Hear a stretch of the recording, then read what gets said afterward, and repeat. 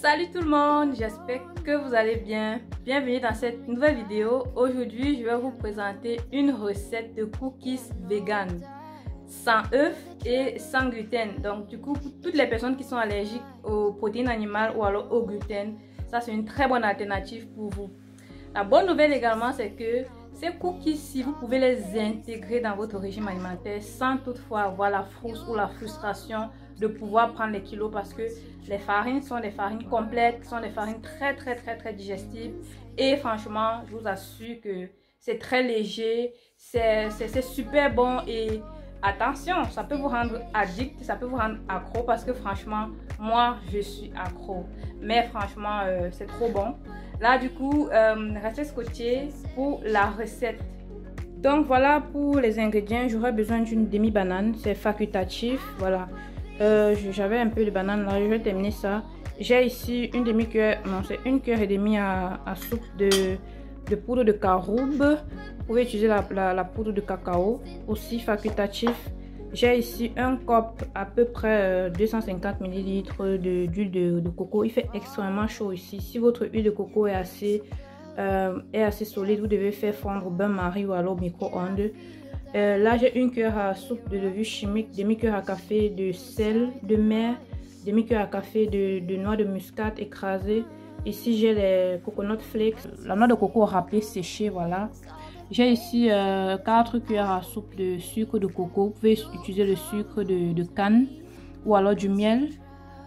J'ai là une cuillère à soupe de farine de lin. Pour ceux qui consomment encore les œufs, vous pouvez mettre 2 à 4 œufs. Moi je mange plus les protéines animales, donc j'utilise généralement la farine de lin pour remplacer. Et je vais rajouter 5 à 6 cuillères à soupe d'eau pour pouvoir mixer. En fait, vous allez voir à quoi ça va ressembler. Là-bas j'ai un cop également de lait de coco. Vous pouvez utiliser une autre qualité de lait, ça peut être du lait végétal, d'amande, ça peut être du lait de cajou, ou bien un autre lait de céréales végétales, ou alors du lait de soja, ou bien le lait de vache si vous consommez le lait de vache. Donc ici j'ai les flocons d'avoine. Donc là vous me demandez certainement pourquoi est-ce que j'ai scindé ça. Là je vais écraser dans mon blender à sec pour pouvoir obtenir la poudre. Ça c'est 2 copes, sous-copes. Je mettrai toutes les informations dans la barre de description avec les quantités exactes. Et là j'ai, n'est-ce pas, 1 cup que je vais mettre entier. Donc voilà, et ici j'ai juste, j'en avais plus beaucoup, ça reste plus beaucoup, c'est l'extrait en fait l'arôme d'orange. Et je vais mixer tout ça, n'est-ce pas, dans mon blender, mon blender haute puissance. Et également j'oubliais, n'est-ce pas, autre chose ici que je viens à peine de retirer du frais, chocolat noir. Donc là j'ai pris chocolat noir 90%, c'était 90-95%, j'ai déjà jeté le papier et j'ai découpé juste comme ça, et je mettrai ça à l'intérieur de mon mélange quoi. Donc voilà, c'est sans lait. Vous pouvez également utiliser le chocolat normal, vous coupez petit un petit dé comme ça. Donc on se dit à tout de suite pour la réalisation. Donc premièrement je vais d'abord faire moudre mes flocons d'avoine comme je vous ai dit au départ. Donc je vais réduire ça en farine avec mon high blender. Et du coup voilà, pour ceux qui sont intéressés par ce blender, vous avez les liens dans la barre de description pour pouvoir commander en ligne. C'est super pratique en fait.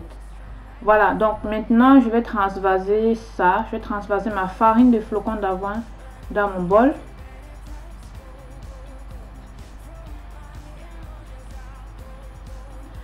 Deuxième étape, je vais purer ma banane. Voilà, je vais purer ma demi-banane. Et ensuite, je vais, n'est-ce pas, constituer mon œuf vegan, si on peut dire ainsi. Donc je vais rajouter à peu près 4 cuillères à soupe d'eau dans mes 1 cuillère à soupe de farine de lin, pour que ça puisse faire cette pâte compacte en fait, qui a tendance à être en fait ça joue le même rôle que l'œuf dans les pâtisseries. Pour ceux là qui sont véganes en fait, ça c'est une alternative. Si vous n'êtes pas vegan, vous pouvez rajouter de l'œuf, 2 œufs, 3 œufs, 4 œufs, ça dépend de vous. Donc voilà à peu près la texture, et c'est magnifique en fait. Donc voilà.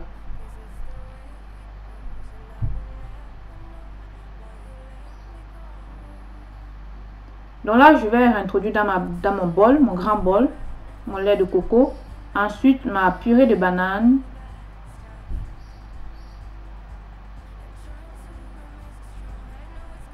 Je vais mixer.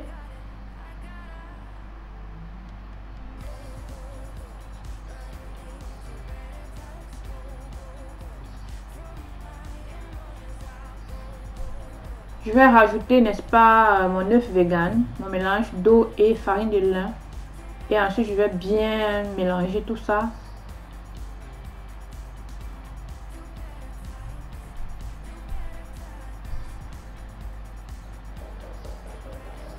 Voilà.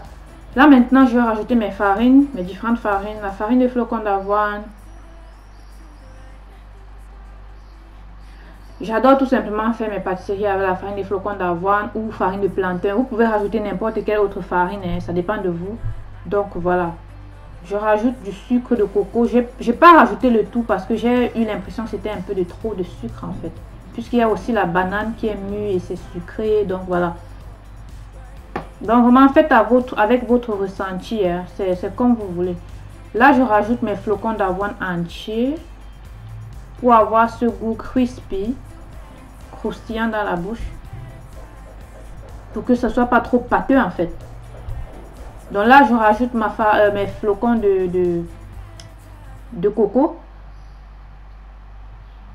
Et la poudre de caroube ou alors la poudre de cacao, c'est facultatif. Hein.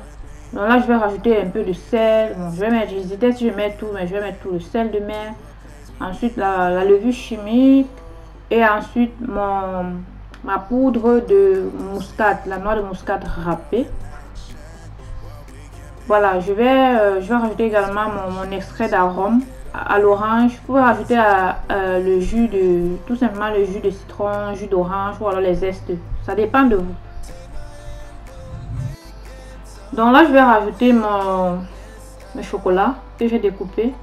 Ou alors vous pouvez rajouter choco chips, choco chunks, comme vous voulez en fait. Puis vous mélangez tout ça très bien. Là, ça donne déjà une très belle texture. Ça ne doit pas être trop pâteux, ça ne doit pas aussi être trop légère. Donc, veillez à ce que, voilà, que votre pâte soit vraiment assez... Voilà, je sais pas moi comment je vais dire, mais ça ne doit pas être trop collante comme si vous faites du pain. Et ça ne doit pas aussi être trop légère comme si vous faites du gâteau. Donc, voilà à peu près la texture. Donc là, maintenant, je vais rajouter mon huile de coco.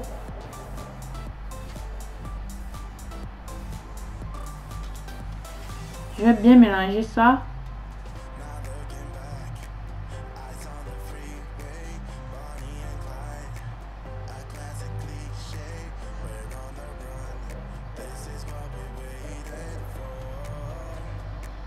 Voilà, maintenant on va passer au dressage sur le plateau, voilà, le plateau de cuisson. Donc du coup je vais rajouter ça, je vais en fait essayer de faire des formes avec ce petit gobelet, en fait cette petite cuillère là. Vous pouvez utiliser aussi une cuillère à ice, je vais dire quoi, une cuillère à glace. Et voilà, donc ensuite je vais aplatir ça légèrement pour que ça puisse faire, ça puisse donner des formes de cookies. Voilà.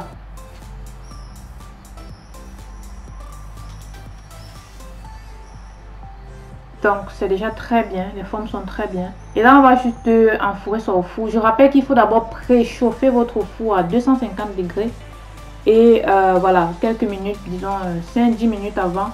Et puis vous allez juste introduire cela après. Donc voilà, mon four était préchauffé, j'ai mis ça dans le four à 180 degrés.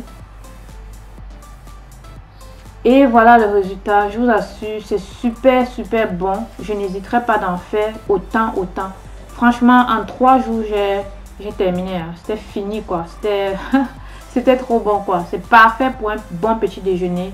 Ou alors pour votre snack. Si vous êtes dans un programme de perte de poids, vous pouvez, n'est-ce pas, consommer comme ça 2-3 pendant votre snack ou si vous avez un creux. Et c'est parfait en fait. C'est très hypocalorique. Et franchement, vous n'avez pas besoin d'acheter au magasin ce qui est bourré de sucre et trop d'additifs.